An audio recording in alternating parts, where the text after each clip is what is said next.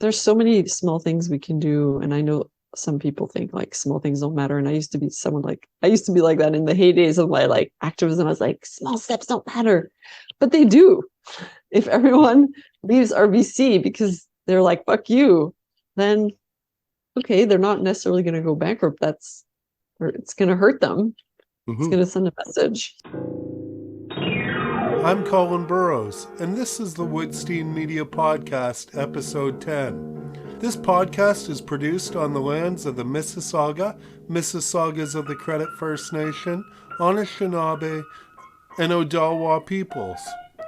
Episode 10 features a discussion with Elza Kephart, director of the feature films Graveyard Alive, Go in the Wilderness, and most recently, Slaxx, a socially conscious satirical horror that sharply informs on the evils of fair trade, corporate globalization, fast fashion, and, well, you just have to go watch it. It's fun. My partner in this life, Heidi, joined me as we revisited Elza's films in preparation for this Zoom call, and we have to say, they continued to provoke deep conversations in our house and make us laugh. Although we do discuss the films and series Elza is developing, a lot of this conversation focuses on her climate activism with XR, Extinction Rebellion, the Ministry of the New Normal, Scale, Sectoral Climate Arts Leadership for the Emergency, and the Directors Guild of Canada's National Sustainability and Climate Action Committee.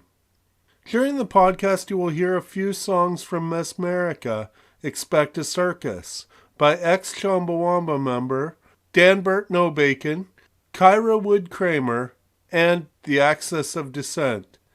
It's an album I highly recommend and have played on several episodes. Check the links in the description for more information. This podcast and Woodstein Media are independently produced journalism that you can support through Patreon or by donating through PayPal at Wood-stein.ca. That's WOOD-STEIN.ca. Thanks for your interest and support. If you enjoy this podcast, you can support it by listening to more episodes, liking, sharing, subscribing, or reviewing them. First of all, for listeners who may not be familiar with you, I'd like you to describe who you are, what you do, the way you'd like to be described. Okay. Well, I'm a filmmaker that makes usually strange and supernatural films. I know technically, I guess I'm a horror filmmaker, but my films are not horrific so much as bizarre and steeped in the supernatural. So that's really my predilection. And I've been making films since my early 20s and worked in the film industry in Montreal to pay the bills, so to speak. Yeah, so that's pretty much it. I'm from Montreal, born and raised in Montreal, English and French speaking. My father was American and my mom's from France, so I'm a real mutt. Okay. And then on top of your filmmaking, you've been involved in climate action, right? Right. Oh, yeah. Yeah, I mean, it's very recent. So in 2018, I read the Secretary General of the UN's sort of call for action for climate change and the ecological emergency. And I hadn't really been aware of the gravity of the situation before. I sort of knew vaguely there was a problem. And so that really prompted me to act. And so I dove deep into climate activism, and I've been doing a bunch of stuff until recently. And then now I'm in Morocco because I spend a part of the year here with my husband. So that's been on hold because I can't really do much out here, nor would I. Being political here is much more dangerous than in Canada. So for our well-being, I'm staying put. Okay, well, I want to talk a little bit of your history of action here in Canada. Cinema for the Climate, was that where you started bringing in the climate action, or were you doing it before that? No, I started really in 2018. I went to a march in Montreal, and the speakers at the end were talking about Extinction Rebellion. And I was like, oh my God, this is like what needs to be happening. Not, I wouldn't say naively, but in a way, I got really fired up, and I had never really done any activism before. So I started the Montreal chapter with two other guys, and we like dove right in and gave classes. And I mean, not that I knew anything really, but gave presentations, I should say, and then started doing actions probably 6 months after. So I was with XR for about another year, and then the pandemic hit and everything sort of fell apart. And then myself and another activist who I'd met through Extinction Rebellion started another group called the Ministry of the New Normal, a female affinity group. And that was much closer to what I do. So we had characters, we had like a narrative, we did little videos, we did actions as our characters. So we did that for 2 years. And then my life really changed when I started to go to Morocco more. And so the group disbanded informally. We weren't like, we're done. We were just like, well, I'm one of the leaders. I'm not here. The other women all had different priorities at that point in their lives. So and Cinema for the Climate, I mean, to be honest, it's not really that active. It was more me being like, we need to do something in cinema, and trying to recruit friends to help, and then realizing it's too much effort for very little return. So it's still on my website. Maybe I should take it off. Okay. But it's not because in a way it gives people resources. It's sort of also linked. I'm still a member of the DGC's, the Directors Guild of Canada's Climate Action Committee. But now that I'm in Morocco, I can't participate. The meetings are too late in the day. And so when I'm in Canada, I participate. And I was on that committee since I think the fall of 2020. And so I ended up coming up with tips for filmmakers and putting that on my website. And that's sort of the extent of what that is right now. Okay. So what do those tips look like? What changes are you hoping to see, or is the Directors Guild Sustainability and Climate Action Committee hoping to see with these tips, or what does that look like? They really want to reduce the carbon footprint of productions. Productions are extremely carbon intensive, film and TV productions.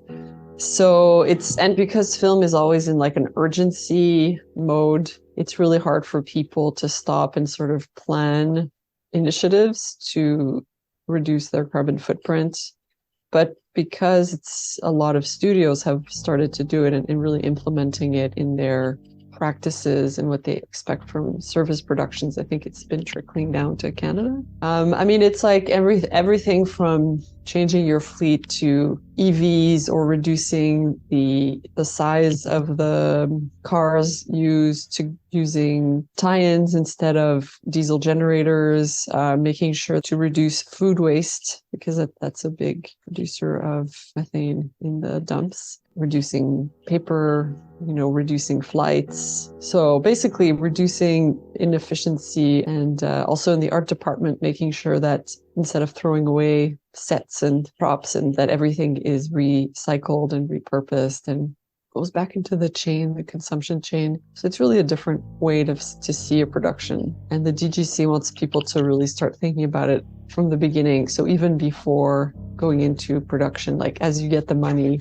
you sit down with all the heads of departments, and it's usually someone higher up, like a producer or director, who's going to be the driving force and say, well, this is really important to me, and this is what each department should be looking into to reduce their carbon and waste footprint. So, it's hard from what I understand, but they keep plugging away. They have a really good website, and I think they are making some headway. I know in Vancouver, they're pretty advanced. Quebec, not so much, but it's with filmmakers who are going to decide to take that into account from the beginning, like from the conception of the production setup, basically. Okay. If no one leads the way, then the departments are not necessarily going to do it. Or if one department does it, that's not really enough. Or if like a coordinator wants to do it, but no one else does, then he or she are by themselves trying to force people to change, and they don't really have the power to. So So your films you've worked on big ones as a crew member, but on your films, they might be a little smaller. But has there been a big change in the way things work on your sets since you started, or have... Well, to be honest, like Slaxx was made just as I was sort of awakening to this crucial need. And so, no, we didn't really do much on Slaxx because we shot Slaxx in February 2019. I actually didn't know as much about production sustainability as I do now. And I haven't shot another film since. So, but hopefully, knock on wood, the next one, then yeah, I'll talk to the producers and I'll make sure that that's part of our game plan. That we then gather all the up to date information and disseminate it and have meetings and make sure that everyone's on board, even when they're hired. Like you can make sure that when people are hired, you tell them that this is one of your goals, and if they're on board, great, and if they're not, then they might not be the best person. But it's hard in film because you want to pick the best craftsperson and hope that they're also on board with your sustainability goals, which is not always the case, but I haven't tried yet, so hopefully they'll all align. And it does look like you have a few things on the horizon, a few series, if your website's up to date, potentially coming along. And it's in development, so it's hard to say, like yeah. I have so much in development, but there's a lot of projects that I worked on very hard that never got made. So I'm always a bit hesitant to be like, oh, this is going to be the next one. Because then I'm like so sure. And then it's like, no, actually, this doesn't work. But yeah, I'm developing. I have 3 TV shows and then another 2 features at really various stages of development. And I would say 2 of those TV shows have a environmental or climate action perspective. But there are, one is a supernatural mystery, and one is like a violent satirical comedy. Okay. It's not a horror. There's no supernatural elements, but it's definitely like bloody and over the top. Okay. Extinction Rebellion, and well, we'll start there.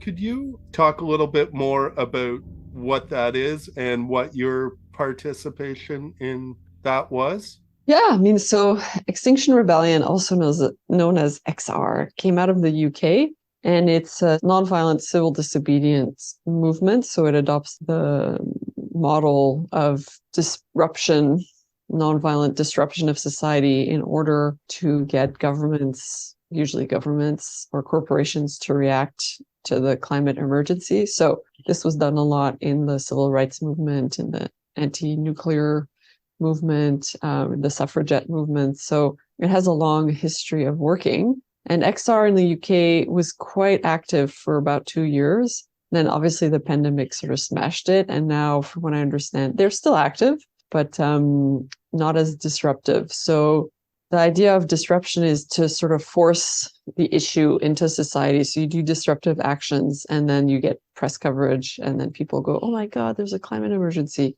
But to be honest, like, I'm really sad to say that even though that has helped, because it's helped galvanize people's realization of the climate emergency, it hasn't done much to move governments, certainly not corporations. I think we're in a much different society now than we were in the 60s. Not to say that civil disobedience doesn't work. I think it does work in certain points, like the Fairy Creek blockades. It works for very, very specific problems, but something so huge as what is causing the climate and ecological breakdown, which is our modern way of life, it's sort of hard to stop it by blocking society unless everyone, unless a huge number of people, they say 3%, which doesn't seem like much, but is quite big, of people block the functioning of society until government takes action. And when I realized the extent of the climate emergency, and I was like, oh my God, of course this is going to work. People just need to know, and they will come out on the street and get arrested. And that wasn't the case. People were like, yeah, I know it's a problem, but whatever, what are we going to do about it? And I was like, well, you could join us, And they're like, well, I don't know. I don't want to get a police record. I want to go to Cuba. Like, I know I'm sounding like a bitch, but that's basically what I was said to me a lot. And it was very discouraging because, like, I can see the effects of climate change in Morocco, and it's people who've done very little to cause this are suffering the most, like including my husband and his family, who were nomads, and a lot of them had to give up their nomadic lifestyle because of the drought in Morocco. So I don't know, to be honest, right now I'm like, I'm in Morocco, la la la. I don't know what to do. Maybe I'll just make crazy films with that message. And, maybe diving into activism was helpful to sort of open up my eyes and give me a new perspective. But I don't know, coming back to Montreal, what I'll do, because I don't think that movement is really active anymore that much. And Quebec is a very passive society, so people don't get mad really that much. They're like, don't make trouble. Like, they're not like France where, you move a comma in the Constitution and they're like up in arms and everything's blocked for weeks and weeks, which is both good and bad, I guess. But it's not a society. The funny thing about you saying that is where I am in Ontario, we talk about Quebec like, whoa, those people get mad. We don't get mad. Oh my God. I guess it's always compare and despair, right? But yeah. I mean, we were a small group, but what we found was that it was really people who almost were outside normal society. Maybe that's how it is everywhere, but who got so mad that they were willing to do something about it. But like everyday people, like in France, like the Gilets jaunes, they really disrupted society, and that was from every angle. But in Quebec, it's good that we make noise, but we're very few. Like the rest of society, they'll come out for protests and stuff, for like peaceful marches, but they won't do anything that disruptive. Okay. It's just a perception. In perceptions, words like emergency, they get thrown around and then it seems they get absorbed or whatever. And even the corporations who are perpetuating this will use the word emergency, but they won't, change their own actions to show that it is an emergency and it is something that people should be treating like their house is on fire. Yeah, the way that those things get absorbed, I guess what I'm saying is it seems like those can be really frustrating to people who want to make a difference. And how do you feel about that? Well, I'm not surprised. Like corporations are pretty much evil monsters. Even though I wasn't a climate activist, ever since I was quite young, I've been bizarrely aware of corporate evil. Like I have no idea why. My parents have never been activists and well, that's not true. I guess my father went to the Peace Corps to avoid Vietnam. So there was sort of like a rebellious streak in the family, but they certainly weren't too aware of or concerned by corporate malfeasance. Yeah, I'm not surprised, because if they co-opt it, then it doesn't feel like an emergency anymore. It's the best way, really, to make it less of an emergency if they adopt it in their lingo, like carbon neutral. Now, everything is carbon neutral, but that means nothing. That means absolutely nothing. It means that they vow to plant trees. Who cares? Like, wow. You keep making Coke bottles, but you plant trees and the Coke bottles end up in the ocean. And you use petrochemicals to make that. Like, it's some bullshit. I mean, that's what Slaxx is about. Yeah, it's frustrating, but I'm not surprised. I guess in a way it's not frustrating because I'm not surprised. What's frustrating for me is people's inaction, people who don't really think this is their problem and who just continue with their lives as if it was business as usual, that something that affects us all and is going to affect us all very much sooner than we think. I mean, like last summer was a nightmare with all those fires. Mm-hmm. Yeah. It's only going to get worse. Like, I don't understand what people don't understand. Yeah. And I mean, I look out my window and the weather, a winter around where I am has completely changed.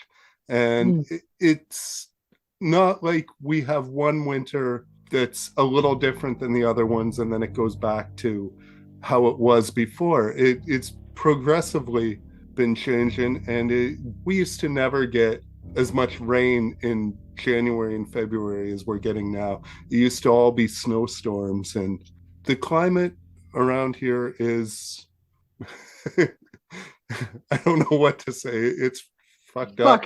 Yeah. Yeah.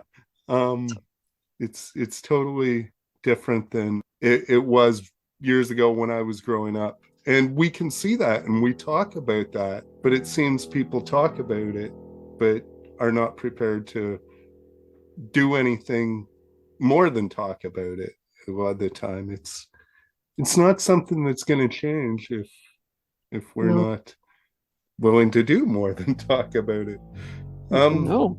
Can you tell me more about Sectoral Climate Arts Leadership for the emergency? Yeah, it's also something that, because I'm in Morocco, the meetings are too late. And it's also morphed. So I sort of lost track of it after I came here. That was started by some key figures in the art world. And it's basically to try to leverage the power of the cultural industry for change. So they do a lot of lobbying. There's a lot of members like theaters and museums. It's more, I don't want to say corporate, but it's established art organizations who are rallying together to push for change in the government, in the arts funding. They want the government to fund arts that addresses the climate emergency. So it's a real, I would say, they're pushing for like a shift in perspective and how the arts can affect people to really come to realize that this is an emergency. I know, talking about an emergency, it's ridiculous because it's like, if this was an emergency, we'd be doing something about it. Yeah, my friend Anthony Garoufelis-Auger, who I co-founded XR with, was one of the co-founders. I don't know if he was a co-founder, but he was definitely one of the early coordinators of Scale. So he got me on board. But like at first it was trying to brainstorm and do actions and stuff. But now I'm not sure what they're doing. I feel like being out here, I've really stepped out. But it's at least to say it's encouraging that people in the arts who you wouldn't think would be necessarily activists, they really feel very deeply. Obviously, artists feel deeply. That's why we're artists. And so they're willing to really re-examine how they create their work and the impact their work has on the environment and climate. So that's another part of what Scale is like trying to implement, like the DGC, basically, like how to reduce our carbon footprint by making art, different kinds of art. And there's a lot of stuff going on in the arts. There's a huge upswing, like groundswell of people who want to change how the arts are made and what the arts can do to address the climate emergency. So yeah, it does seem like in the arts, there's always people who are thinking a little more progressively and want to be more inclusive, want to tackle many of the social problems that we have.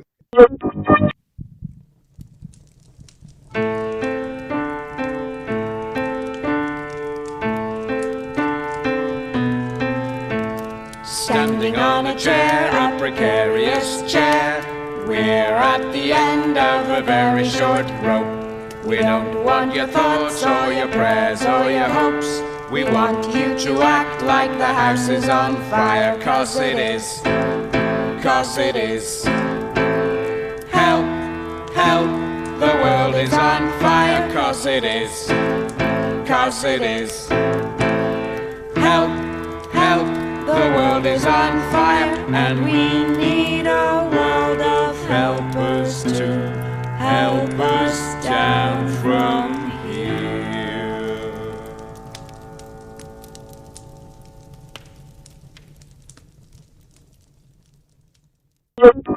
That was Precarious Chair, The House is on Fire by Dan Burt No Bacon, Kyra Wood Kramer, and the Axis of Dissent. Yeah, the other thing is your movies.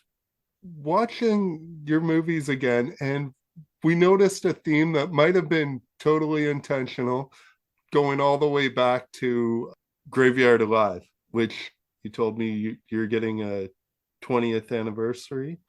Yeah, re-release on Blu-ray. Woo! Okay.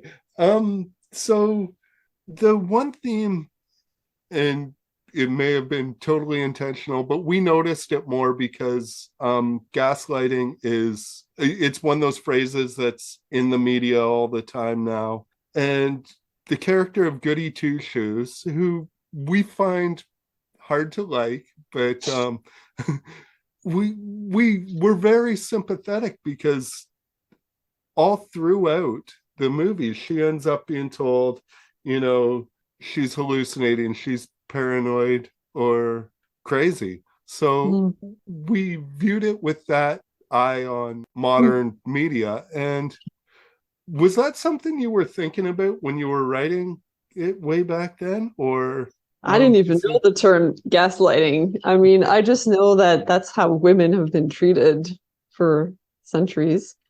So it just came out naturally. It's like she's trying to tell the truth or bring out some form of truth, and she's just being told she's crazy. So to me, it was just like business as usual for the ladies, which is sort of sad. But no, it's interesting that you picked that up, because I think in Go in the Wilderness, that theme is definitely there as well.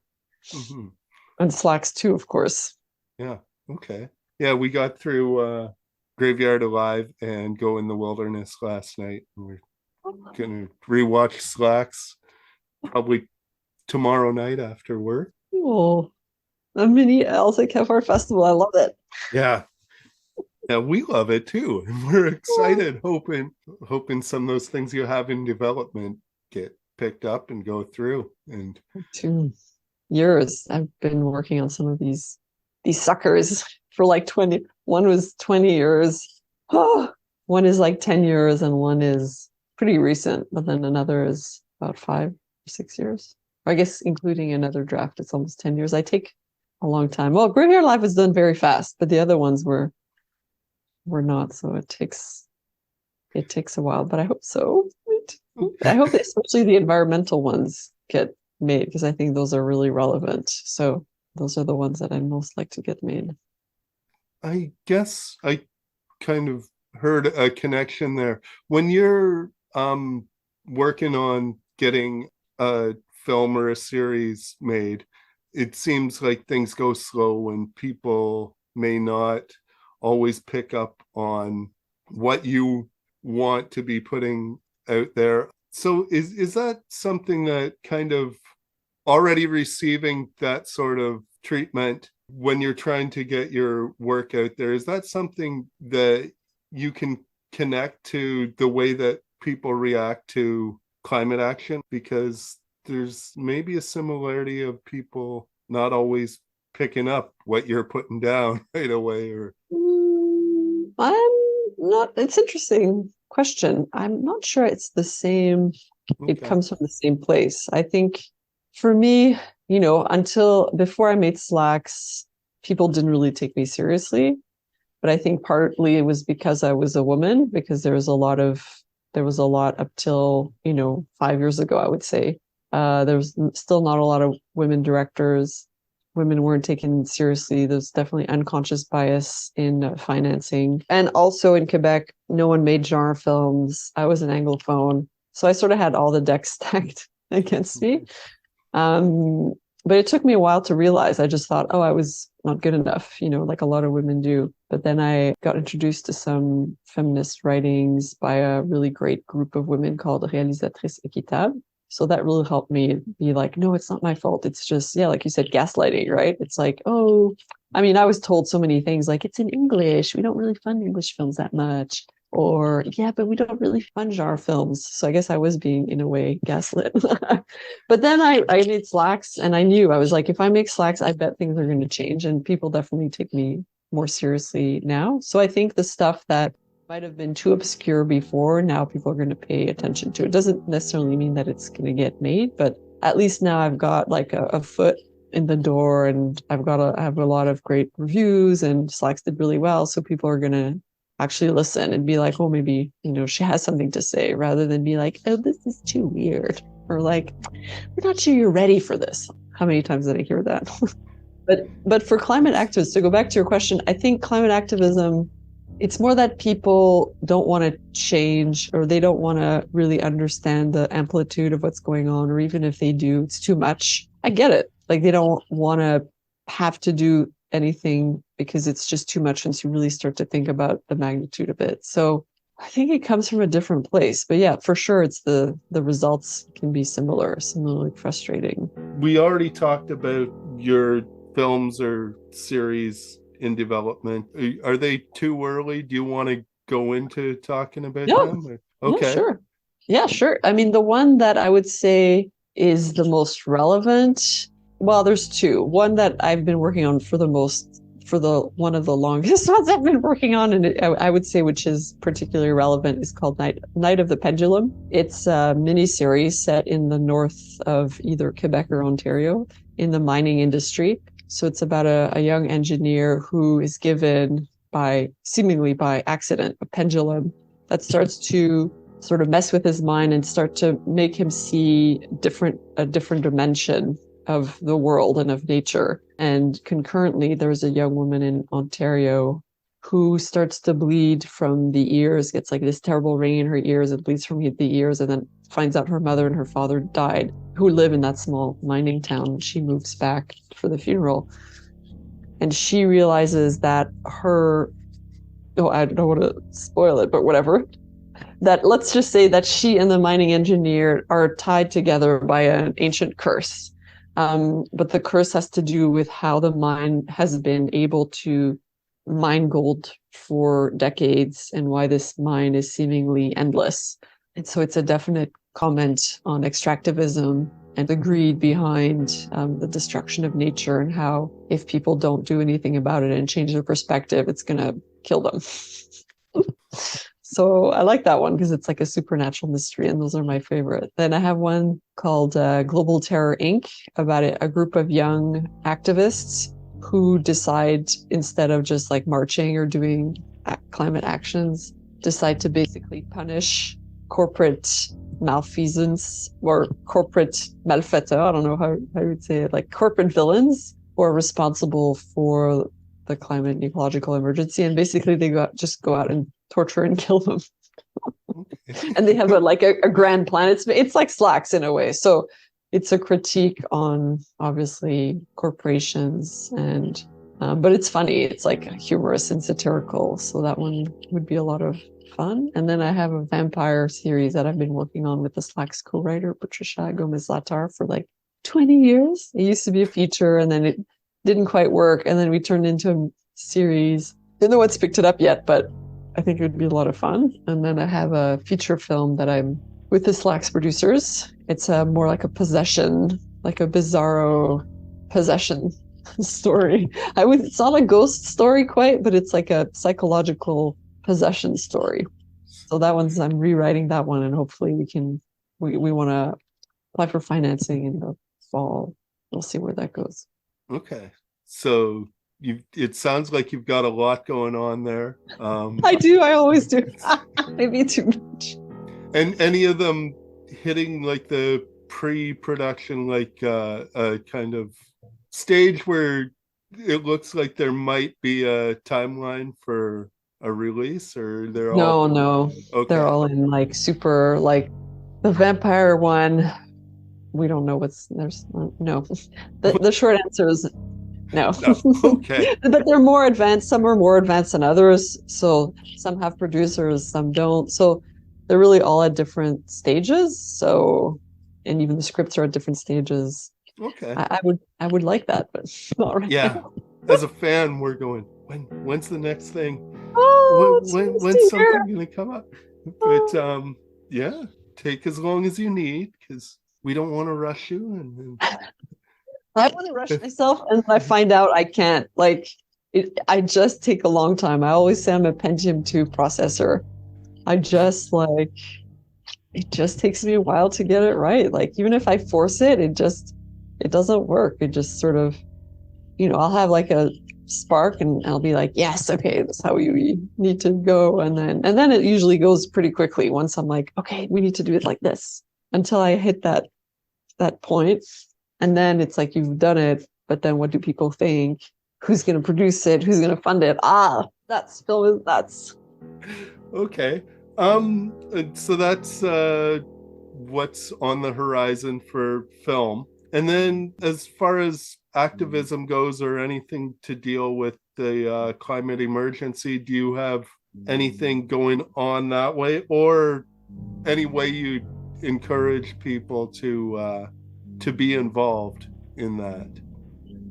Well, I don't have anything right now because being in Morocco for another, I'll have been here for 6 months. Like, I'm really cut off from the activism world. I'll see what happens when I come back. Like, I'll try, I get in touch with my friends and see what's going on. If I can get involved, I don't know how, but yeah, I'll for sure keep my toes in there. And I organized a panel at Fantasia last summer about like what we can do, what filmmakers can do. So maybe I'll do that again.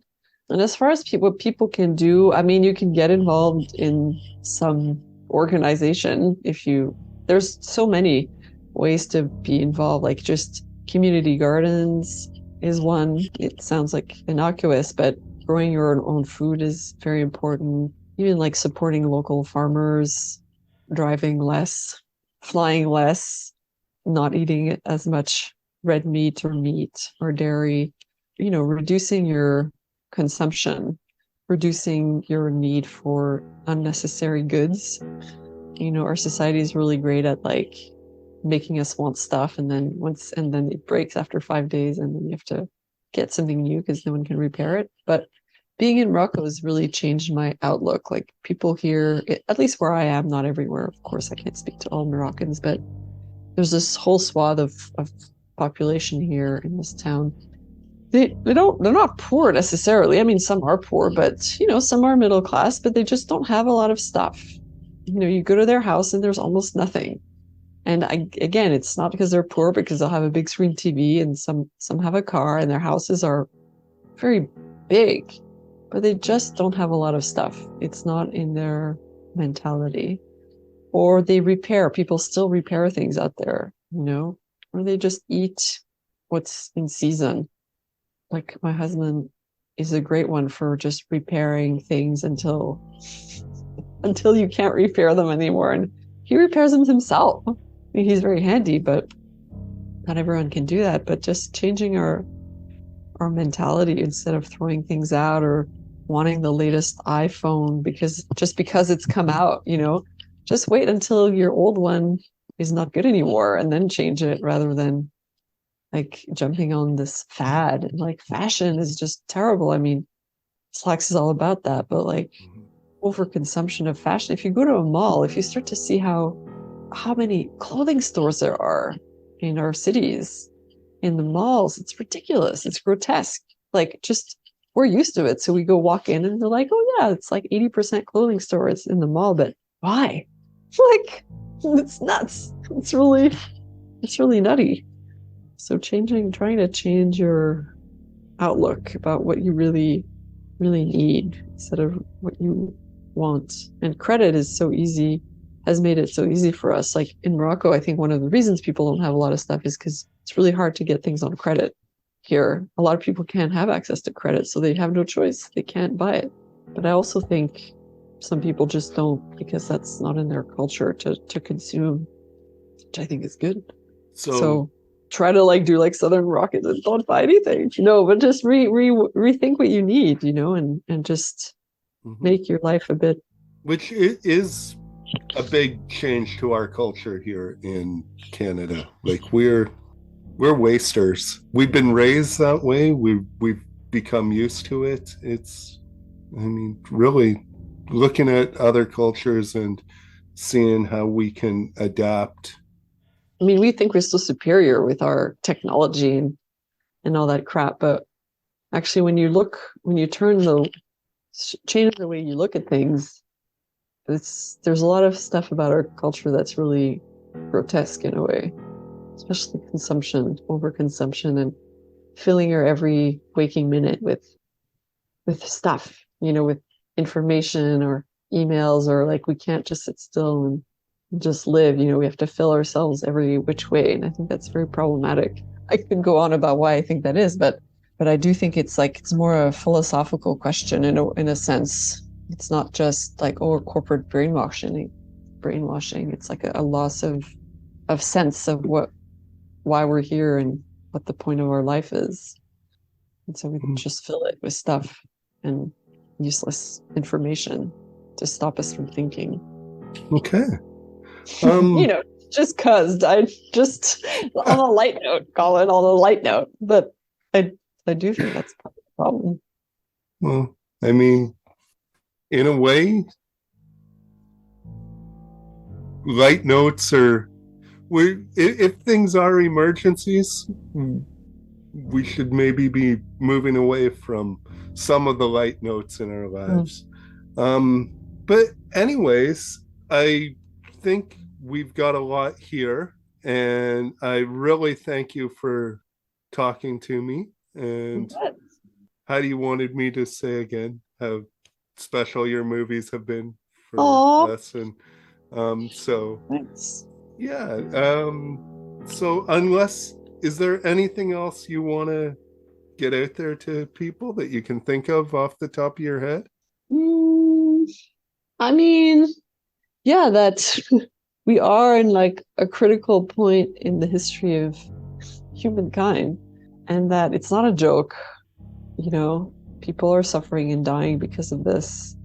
The corporations are brainwashing us and governments to not think about it. So it's time for people to wake up and take stock of their lives and how they're contributing to this and what they can do to change, to contribute it in a positive way. So yeah, and do some, do research, read about stuff and inform yourself. And when I started to read, I was like, oh my God, where have I been all this time that I didn't know this shit? Yeah. So it's up to us to inform ourselves. Yeah, I know exactly how that feels. Like, I've moved in the journalism I do.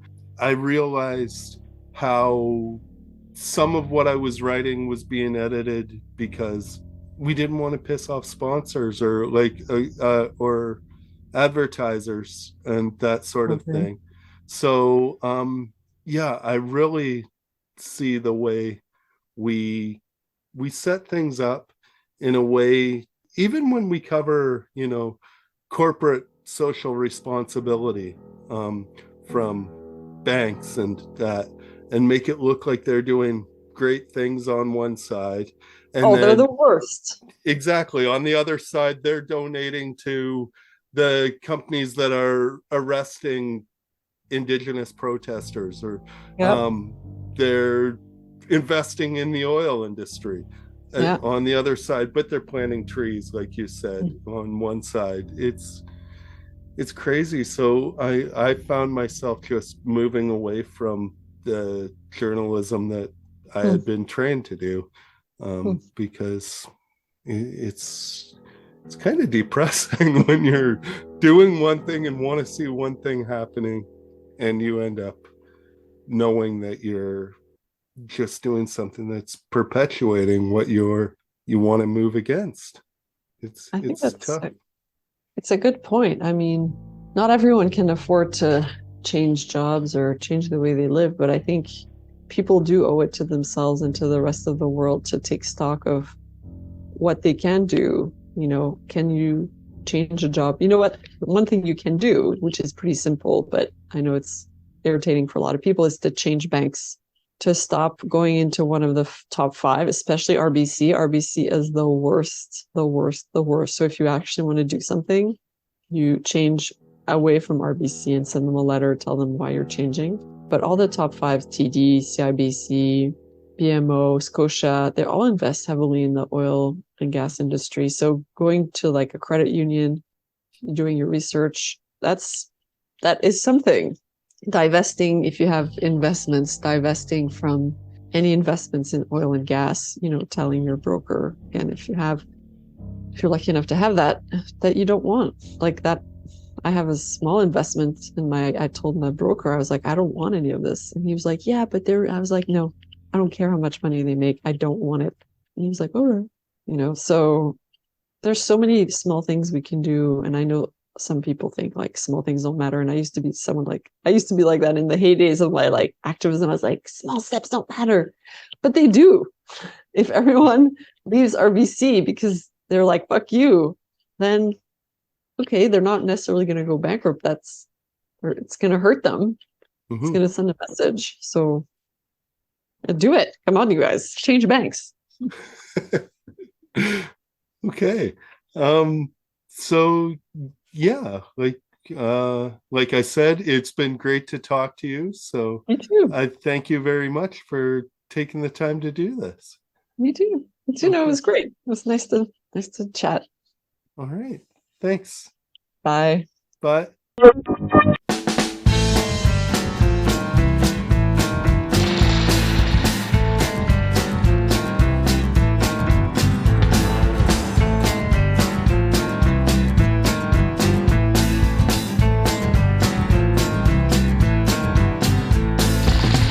Social responsibility. You couldn't make it up, but some stupidly rich folks did. As another way of cleaning up. Fairy tales of endless economic growth, approved by a think irony, tank, an act designed to make the customer feel his new best friend is a bank.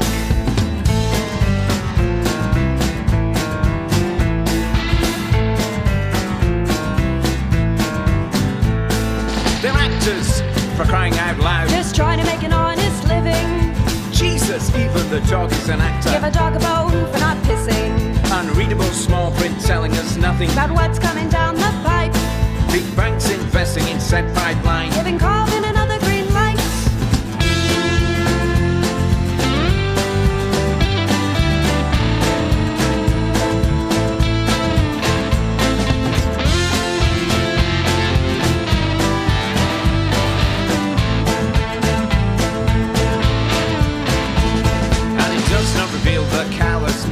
The bullying or the threats that come as standard with the extortion, and a lifetime of debt. So no matter how much chump change it spends on pretending to be our friend, the corporation is not our friend, and it will never be our friend.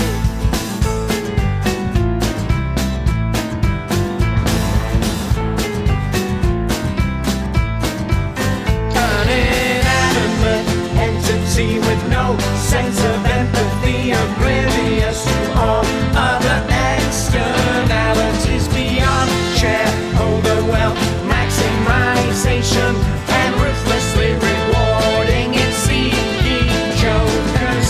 So life and liberty, the pursuit of happiness translates as meaningless for the rest of us by extraordinarily rendering us as potential probable collateral damage.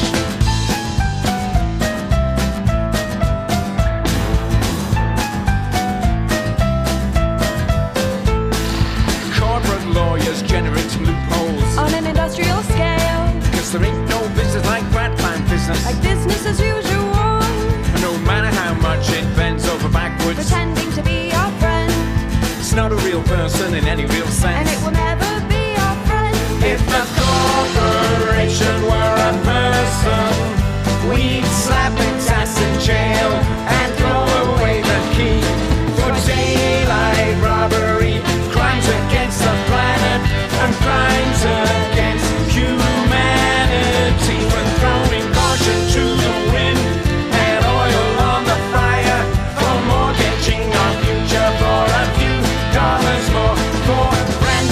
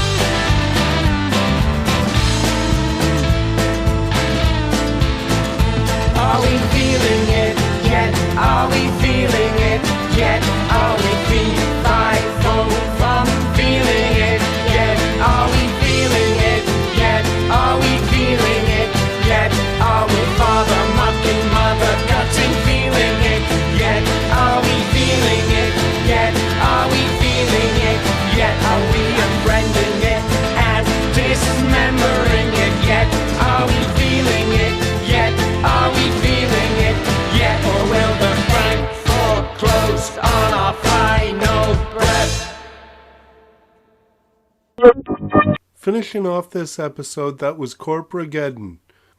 Once again, that was Dan Burt No Bacon, Kyra Wood Kramer, and the Axis of Dissent. Thanks to Elza for the interview. Check the description wherever you are listening to this for more information about her movies and possible series, or visit Wood-stein.ca. That's WOOD-STEIN.ca. You can support this podcast by becoming a patron at patreon.com/ColinBurrows. Like, share, comment, follow, and support Woodstein Media and this podcast, and have a wonderful day. Thanks.